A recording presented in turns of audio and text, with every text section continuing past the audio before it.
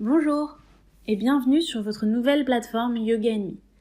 Nous allons prendre ces 10 prochaines minutes ensemble pour regarder les différentes fonctionnalités et vous donner les outils nécessaires pour que votre prise en main se passe le plus rapidement possible et le mieux possible. Vous êtes donc arrivé sur votre plateforme Yoga & Me sur le tableau administrateur. C'est là que s'affichent vos courbes d'utilisation, votre planning de classe à venir, vos nouveaux utilisateurs récents. Ces outils vous permettent d'évaluer en un coup d'œil comment se passe l'activité de votre studio sur la semaine. Nous allons ensuite voir les différents onglets qui s'affichent en haut et qui vont vous permettre de gérer les fonctionnalités principales. Dans un premier temps, regardons l'onglet classe, car c'est là que se passe l'essentiel pour vous. C'est là que vous allez pouvoir ajouter une classe, visualiser vos classes qui sont déjà là. Nous reviendrons dessus un peu plus tard. Pour l'instant, je vais balayer vraiment la réglette d'onglets qui se trouve en haut. Vous avez ensuite la deuxième fonctionnalité très importante, les utilisateurs. C'est là où vous pourrez visualiser vos élèves, vos professeurs ou vos élèves abonnés, ceux qui ont souscrit à un abonnement à votre studio. Troisièmement, l'onglet tarifs, qui va également être très important, qui va vous permettre de définir la valeur d'un crédit sur votre plateforme. Sur la plateforme Yoga & Me, nous utilisons le système de crédit et d'ailleurs la plupart des plateformes comme les nôtres l'utilisent également. Alors comment fonctionne ce système ? Nous partons du principe qu'une classe d'1 heure est égale à 1 crédit.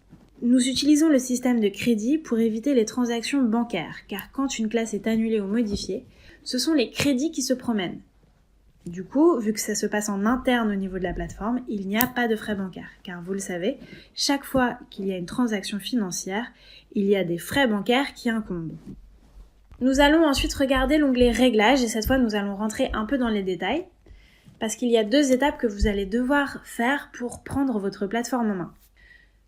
Déjà, dans un premier temps, je vous invite à aller remplir toutes vos informations dans l'onglet Vos informations, de personnaliser vos options de remboursement et dans l'onglet Annonces, d'aller écrire des petits messages personnalisés qui seront vus par vos élèves.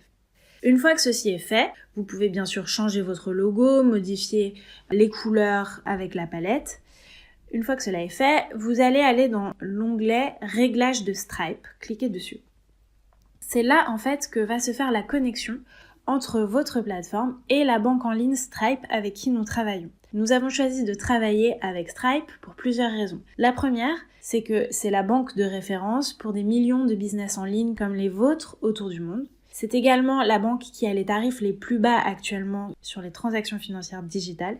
Et ils ont également un dashboard en ligne qu'on peut consulter à tout moment et en cas de problème ou de questions, leur hotline est aussi très très bien faite.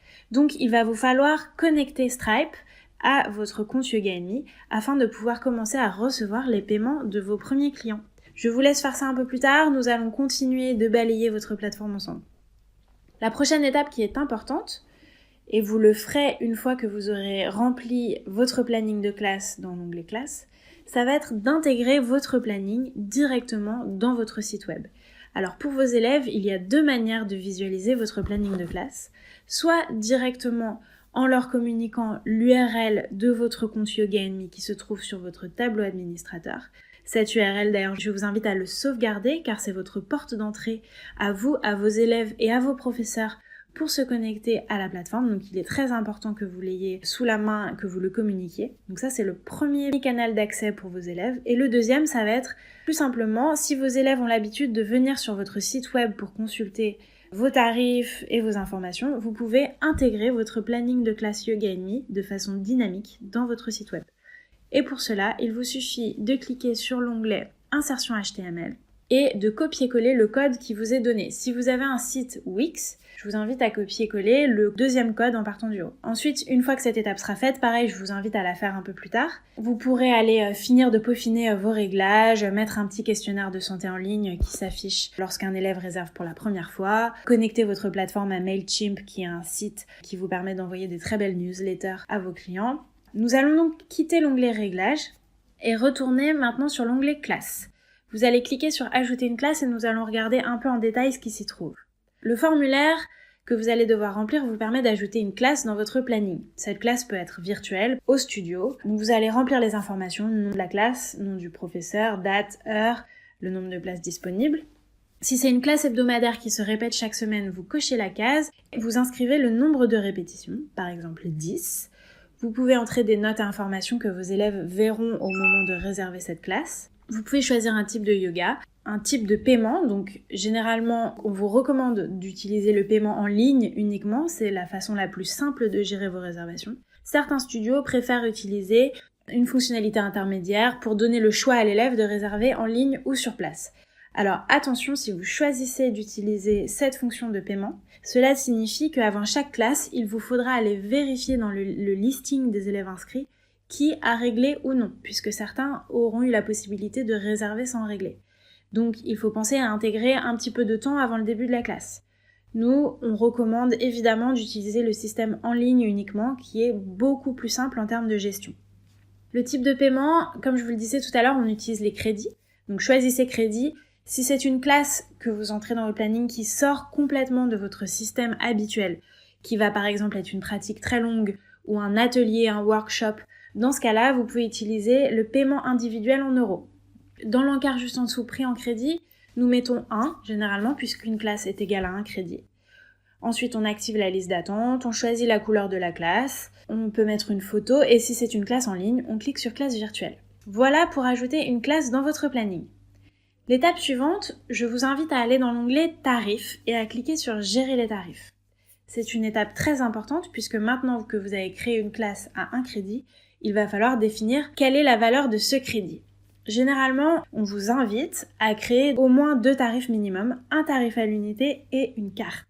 Donc le tarif à l'unité permet d'acheter une classe toute seule, la carte permet d'acheter par exemple une carte de 10 cours. Donc si vous cliquez sur Ajouter dans la petite boîte Créer un tarif à l'unité, on va regarder ensemble rapidement. Donc vous choisissez un nom pour la carte, le prix de la carte. Donc par exemple, si c'est une classe en ligne, vous allez écrire dans le nom de la carte classe en ligne à l'unité. Prix de la carte, ça peut être par exemple 10 €. Valable pour, si cette carte n'a pas de date de limite d'utilisation, vous pouvez laisser cette boîte vide. Vous pouvez choisir ensuite dans la box tarif applicable sur à quelle classe ce tarif correspond. Donc soit ce tarif correspond à toutes vos classes, dans ce cas c'est très simple.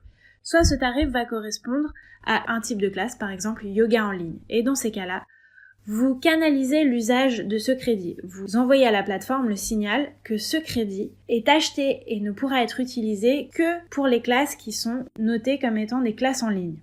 Ça, c'est une étape très importante qui vous permet de définir la valeur d'un crédit. Ça vous permet d'avoir des crédits de valeurs différentes sur votre plateforme. Une fois que ce tarif est ajouté, vous pouvez aller visualiser vos tarifs. Généralement, on vous conseille d'en avoir 5 au maximum parce que d'expérience, on s'est rendu compte que c'était le chiffre maximum pour garantir une bonne visibilité et une bonne compréhension. Une fois que vos tarifs sont en place, que vos classes sont en place, vous pouvez aller personnaliser dans l'onglet Gestion les emails automatiques qui sont envoyés à vos élèves. Et enfin, vous avez le bouton en bas à droite qui dit aide ou assistance en fonction des heures de la journée, sur lequel vous pouvez contacter directement quelqu'un de l'équipe. Je vous remercie pour votre attention. J'espère que ces 10 minutes vous ont aidé à comprendre notre outil. Je vous dis à très bientôt et merci.